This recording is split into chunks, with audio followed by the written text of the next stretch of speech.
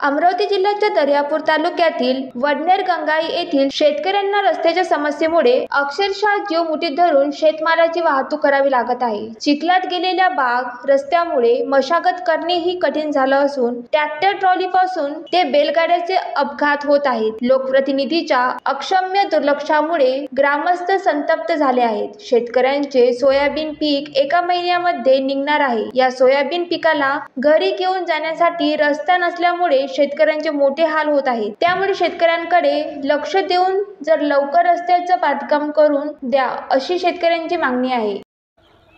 वडनेर गंगाई लगत नदी लगत असलेला उमरी रस्ता आणि बाग रस्ता या रस्त्यावर आमच्या गावातील दोन भागातली शेती आहे। वडनेर गंगाई भाग 2 आणि भाग 1 भाग 3 आणि खूप दयनीय अवस्थेत नदीमध्ये वाहून गेलेला रस्ता आहे।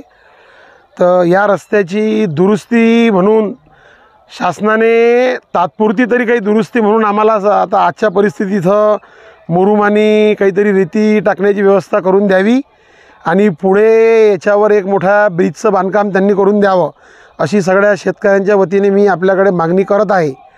आणि याच्याकडे लवकरात लवकर दखल देऊन आमचा शेतीचा मार्ग मोकळा करावा। आमचं जे सोयाबीनचं पीक आहे ते आता एका महिन्याच्या कालावधीत घरी आणायचं आहे आणि इथून जाण्याची व्यवस्था इतकी बिकट आहे तर आम्ही तो शेतमाल घरी कसा आणावा आणि त्याच्यावरच आमचा सर्व उदरनिर्वाह आहे।